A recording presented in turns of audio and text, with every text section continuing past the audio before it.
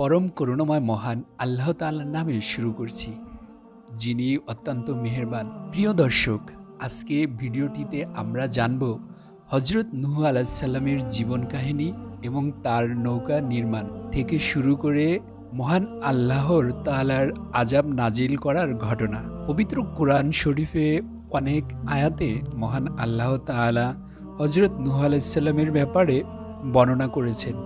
তার কথা পবিত্র কোরআন শরীফে প্রায় ৪৫ বার বলা হয়েছে। অনেক মুফাসসিরগণ বলেছেন তার প্রকৃত নাম ছিল আব্দুল গফফার অথবা আব্দুল মালেক। তার নাম নূহ হয়েছে কারণ তিনি তার নবুয়ত প্রাপ্তির পরে বছরের পর বছর তার কওমের নিকট দ্বীন প্রচার করেছেন। হজরত নূহ আলাইহিস সালামের বাবার নাম ছিল মালেক, তার দাদার নাম ছিল মাতুস খালাক এবং তার বড় দাদার নাম ছিল হজরত ইদ্রিস আলাইহিস সালাম।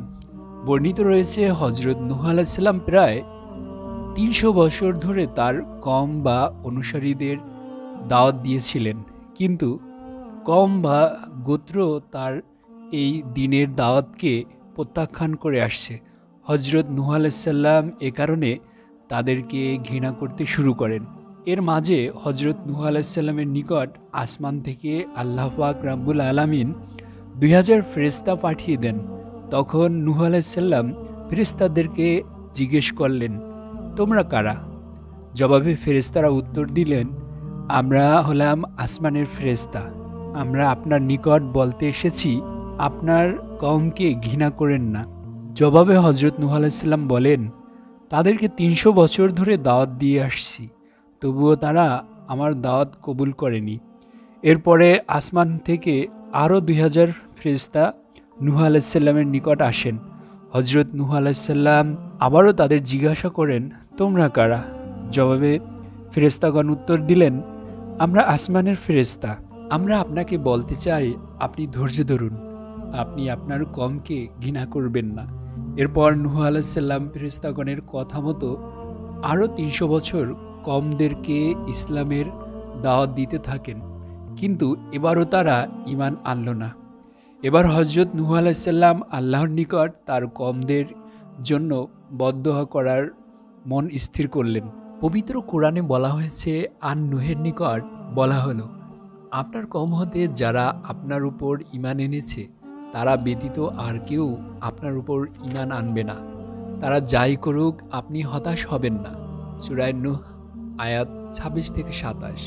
হজরত নূহ আলাইহিস সালাম দোয়া করলেন, হে আমার খোদা, এই জমিনে বসবাসকারী একজন কাফেরকেও আপনি ছাড় দিবেন না। আপনি যদি তাদেরকে ছাড় দেন তবে তারা ঈমানদার বান্দাদেরকে গোমরা করে ফেলবে এবং বলৎকার করবে এবং বদকার কাফের সন্তান জন্ম দিবে। হজরত নূহ আলাইহিস সালামের দোয়ার পর মহান আল্লাহ তাআলা তাকে নির্দেশ দিলেন, তুমি খেজুর বৃক্ষ রোপণ করো। নূহ আলাইহিস সালাম আল্লাহর নির্দেশে খেজুর বৃক্ষ লাগানো শুরু করলেন। হযরত নূহ আলাইহিস সালাম এর খেজুর বৃক্ষ রোপণ করতে দেখে তারা কওমের লোকেরা হাসি ঠাট্টা শুরু করে এবং বলতে থাকেন, এই বৃদ্ধ বয়সে এসে তুমি খেজুর বৃক্ষ লাগাতে শুরু করেছ? আর এই সব বলে পাথর নিক্ষেপ করতে থাকেন। এইভাবে আরও ৫০ বছর চলে যায়। এই সময়ের মাঝে সকল খেজুর গাছ বড় হয়ে যায় এবং শক্ত ও মজবুত হয়। এরপর মহান আল্লাহ তাআলা হজরত নূহ আলাইহিস সালামকে এই বৃক্ষগুলো কেটে ফেলার হুকুম করেন। মহান আল্লাহ পাকের হুকুমে নূহ আলাইহিস সালাম বৃক্ষগুলো কাটতে শুরু করেন। এই দৃশ্য দেখে নূহ আলাইহিস সালাম এর কওমের লোকেরা পুনরায় হাসি ঠাট্টা করতে শুরু করেন।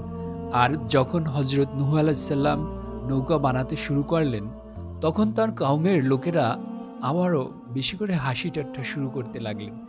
এরপর নূহ আলাইহিস সালাম বলেন, তোমরা যদি আমাকে নিয়ে ঠাট্টা করো তবে কাল আমিও তোমাদেরকে নিয়ে ঠাট্টা করব। কিছুদিন পরেই তোমাদের উপর আযাব আসবে। তোমাদের মাঝে এমন কেউ আছে যে সেই আযাব থেকে তোমাদের রেহাই দিবে? মহান আল্লাহ তাআলা হজরত নূহ আলাইহিস সালামের নৌকা বানানোর হুকুম দিলেন এবং তাকে সাহায্যের জন্য হজরত জিবরাইল আলাইহিস সালামকে প্রেরণ করলেন। নূহ আলাইহিস সালাম নৌকা বানানো শুরু করলেন, যেটি লম্বায় ছিল 1200 হাত এবং চওড়ায় ছিল 800 হাত এবং উচ্চতা ছিল 80 হাত। এক হাতে মাপ আনুমানিক আধা মিটার হয়ে থাকে। সেই হিসেবে নৌকা ছিল 600 মিটার, চওড়া ছিল 400 মিটার এবং উচ্চতা ছিল 40 মিটার। যখন মহান আল্লাহ তাআলা হযরত নূহ আলাইহিস সালামের নিকট খবর দিলেন, ঠিক তখন থেকেই সেখানকার কাফের মহিলারা বন্ধ্যা হয়ে গেলেন। ফলে তার 40 বছর পর্যন্ত কোনো বাচ্চা প্রসব করতে পারেনি। যখন নৌকা বানানো শেষ হয়ে গেল, মহান আল্লাহ তাআলার হুকুমে সমস্ত পশু পাখি একত্রিত হলো এবং নূহ আলাইহিস সালাম তাদেরকে জোড়ায় জোড়ায় নৌকায় তুলতে লাগলেন। নূহ আলাইহিস সালামের কওমের মাঝে মাত্র 80 জন নারী পুরুষ তার উপর ঈমান এনেছিল। আর যখন আমার হুকুম আসলো, তখন চুলা থেকে পানি বের হতে লাগলো।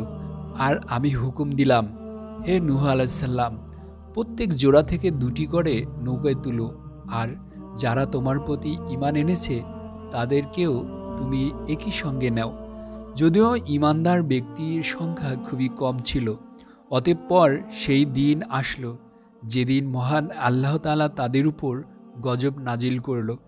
সেদিন সেই সময় হযরত নূহ আলাইহিস সালামের স্ত্রী রুটি বানাচ্ছিলেন এবং হযরত নূহ আলাইহিস সালাম পশু পাখিদের খাবার ও অন্যান্য কাজ করছিলেন। ঠিক তখনই হযরত নূহ আলাইহিস সালামের স্ত্রী চিৎকার দিয়ে উঠলেন, বলল, চুলা থেকে পানি বের হচ্ছে। নূহ আলাইহিস সালাম এসে সেই চুলায় কিছু মাটি ঢেলে দিয়েছিলেন, যাতে পানি কিছুক্ষণের জন্য বের না হয়, এবং সমস্ত পশু পাখিদেরকে নৌকায় তুলতে লাগলেন। এরপর চুলার নিকট এসে তিনি মাটি সরিয়ে দিলেন। এরপর সূর্য অস্ত হলো এবং গুড়ি গুড়ি বৃষ্টি পড়তে লাগলো। হঠাৎ বৃষ্টি বাড়ার সাথে সাথে সমস্ত নদীর পানি উত্তাল হয়ে উপচে পড়তে লাগলো। এই প্রসঙ্গে পবিত্র কোরআনে মহান আল্লাহ তাআলা বলেন, আমি মুষলধারে বৃষ্টি দিয়ে আসমানের সমস্ত দরজা খুলে দিয়েছিলাম আর মাটি ফুঁড়ে পানি বের করতে লাগলাম। এই পানিগুলো একত্রিত করে মহাপ্লাবনের সৃষ্টি করতে লাগলাম আর সমস্ত ঈমানদার ব্যক্তিদের নিয়ে নূহকে নৌকায় চড়িয়ে দিলাম। প্রিয় বন্ধুরা, নূহ আলাইহিস সালামের নৌকা তৈরি ও আযাবের বাকি অংশটুকু পরবর্তী ভিডিওতে দিব, ইনশাল্লাহ আপনারা দেখবেন। আর আপনারা যদি এই চ্যানেলটিতে নতুন হয়ে থাকেন, অবশ্যই ভিডিওতে লাইক কমেন্টস করে জানাবেন।